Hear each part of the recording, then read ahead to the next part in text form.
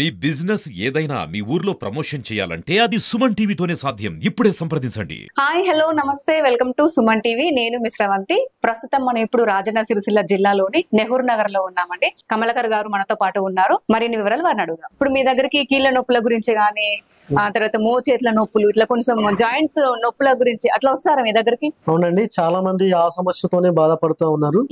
దాదాపు నేను చాలా మందికి ఇచ్చాను. అయితే వాళ్ళ లోపల వారికి ఏం చెప్తా ఉన్నానంటే, కొంచెం ఇంట్లో కూడా మీరు చేసుకోవాల్సిన కొన్ని ప్రక్రియలు ఉంటాయి, అవి చేసుకోండి అంటే. మనం ఉన్న ఈ జనరేషన్ లో ఎక్కువ మంది ఏం చేస్తున్నారంటే డబ్బు మీదనే ఎక్కువగా ఆధారపడి పొద్దున లేచినప్పటి సంది రాత్రి పడుకునే రాక డబ్బు సంపాదించుకోవాలి అనే ఒక ఆతుతోనే పరిగెడుతున్నారు తప్పితే ఆరోగ్యంగా ఉన్నామా, ఆరోగ్యంగా బతుకుతున్నామా లేదా అనే విషయం అనేది మర్చిపోతున్నారండి. ముఖ్యంగా నేను ప్రజలందరికీ చెప్పేది ఏంటంటే, ఆరోగ్యంగా మీరు ఉన్నారు అంటే ఎన్నో కోట్లు సంపాదించుకున్నటువంటి ఇది అండి. ఎందుకంటే ఆరోగ్యంగా లేదు అంటే మనం అది కొనుక్కోలేము, అది తిరుగుత రాదు. ఎన్ని ఉన్నా వేస్ట్, ఆరోగ్యం లేకపోతే ఎన్ని డబ్బులున్నా వేస్ట్ అసలు. అవునండి. విషయానికి ఏంటంటే ప్రజలందరూ మీరు ఒకటి గుర్తించాలి, ఎంత డబ్బు సంపాదించినప్పటికీ మీ ఆరోగ్యం అనేది ఒకటి, మీరు ఉన్నారా లేదా అని ఒక విషయం మీరు గమనించాలి. ముఖ్యంగా మనకు ఈ కాళ్ళ నొప్పులు అనేవి ఎందుకు వస్తున్నాయి, అసలు ఈ మధ్యలో ఈ ఆర్థరైటిస్ అనేది నొప్పులు ఎందుకు వచ్చాయి అనే ఒక విషయం మీరు కంప్లీట్ గా గమనించినట్టయితే 30-35 లోపల ఇప్పుడున్న వాళ్ళకి చాలా వరకు ఎక్కువగా వస్తున్నాయండి.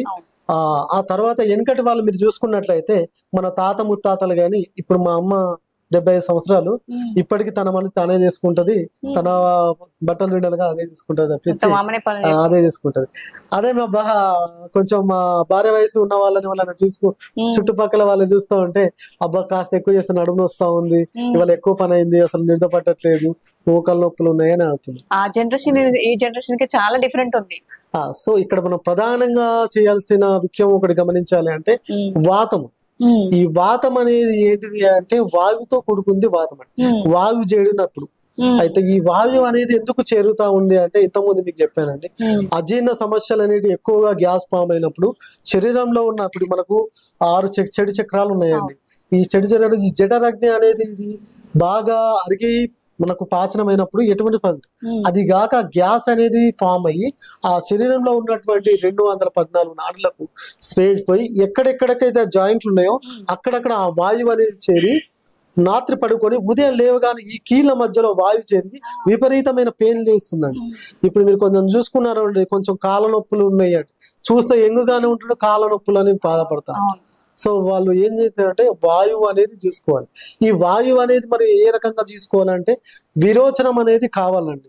ముఖ్యంగా ఈ కీళ్ళ నొప్పులకు సమస్య ఏంటంటే మలబద్ధకం అనేది. ఈ మలబద్ధకాన్ని ఎప్పుడైతే నిర్మూలిస్తామో అప్పుడు ఈ కీళ్ళ నొప్పులు అనేది స్వతహాగా తగ్గి అయిపోతాయి. అలాగే విరోచనం అనేది కంపల్సరీగా ఉండాలి. గురువు ఆయుర్వేద ప్రకారంగా కంపల్సరీగా ఒక పక్షం రోజులకు ఒక విరోచనం అనేది కంపల్సరీ ఉంది, ఒక నెల రోజులకు కంపల్సరీ అభ్యంగ స్నానం అనేది చెయ్యాలి. సో ఇప్పుడు ఉన్న పరిస్థితుల్లో మనం ఎటువంటి ప్రక్రియలు చేయలేదు, ఒకవేళ చెప్పినా ఎవరు నమ్మరు. సో ఈ ప్రక్రియ జీవన శైలిలో మనం చేయాల్సింది ఏంటిదంటే, మన జీవన శైలిలో కొద్దిగా మార్పులు చెందుకోవాలండి. ముఖ్యంగా అంటే వంట నూనెలు అండి. ఈ వంట నూనెలు అనేది మనం కొంచెం పక్కకి పెడితే, ఒక చిన్న డౌట్ అనేది నేను చెప్తా ఉంటా ప్రజలకు. మనం వెనుకటి ముసలి వాళ్ళు వాడినప్పుడు ఆముదం కానీ నువ్వుల నూనె కానీ ఇలా వాడారు. ఇలా వాడినప్పుడు ఏం చేయిందంటే శరీరంలో ఉన్నటువంటి ఎటువంటి నొప్పులు వాళ్ళకి రాలేవు. 80 కానీ 90 సంవత్సరాలు. ఇప్పుడు మనం ఒక పల్లెటూరులోకి వెళ్ళినప్పుడు వాళ్ళు కట్టపట్టి నడుస్తూ ఉంటారు కానీ ఇంకొకరి సహాయం తీసుకోరు. సో ఇప్పటిదాకా వాళ్ళు ఉన్నారు ఏంటిదంటే స్వచ్ఛమైనటువంటి ఆముదం నూనె, స్వచ్ఛమైనటువంటి నువ్వుల నూనె, స్వచ్ఛమైనటువంటి ఆవాల నూనె, ఇటువంటి నూనెలు వాళ్ళు వాడారు కాబట్టి వాళ్ళ కడుపులో పుట్టిన వాళ్ళకి ఇప్పటికీ కీళ్ళ నొప్పులు లేవు. వాళ్ళ కడుపులో పుట్టిన మనకు ఇప్పుడు నొప్పులు వస్తున్నాయి తప్పించి మన జనరేషన్ తర్వాత మనం ఇస్తున్నాం అంటే వాళ్ళకు కీళ్ళ నొప్పులు అయ్యాలి. దాదాపుగా వాళ్ళు మనం గమనించాల్సిన విషయం ఏంటిదంటే, ఒక నువ్వుల నూనె మనకు 1 లీటర్ కావాలి అంటే 5 నుంచి 6 కేజీలు రావాలి. 5 నుంచి 6 కేజీలు రావాలి అంటే మినిమం 600 నుంచి 700 వస్తుంది. సామాన్యమైనటువంటి మధ్యతరగతి వాళ్ళు 600 నుంచి 700 పెట్టి కొనే సైజులు లేవు. ఇప్పుడు ఉన్నటువంటి వంట నూనెలు పేరు మనం తీసుకోవాల్సిన అవసరం లేదు. ఇవన్నీ 110, 120, 115, 130 ఇంత 1 లీటర్ రాక వస్తుంది. అసలు ఇది ఎట్లా ఇవ్వగలుగుతున్నారు? ఇది ఎక్కడ దేశం నుంచి ఉత్పత్తి అవుతుంది? ఈ ఉత్పత్తి అయిన నూనెలు మనం ఎందుకు వాడుతున్నాము, మనం ఎందుకు ఈ రోగాలు పడుతున్నాము. సో అని చూసుకున్నట్టయితే ఎక్కువగా వంట నూనెలు అనేది చేసుకోవాలండి. ఎప్పుడైతే సహజ సిద్ధమైనటువంటి వంట నూనెలు మనం నువ్వుల నూనె కానీ గానుగలో నూనెలు లాంటి మనం ఆహారంలో తెచ్చినప్పుడు మనకు శరీరంలో ఉన్నటువంటి వాతం అనేది కంప్లీట్ గా తగ్గిపోతుందండి.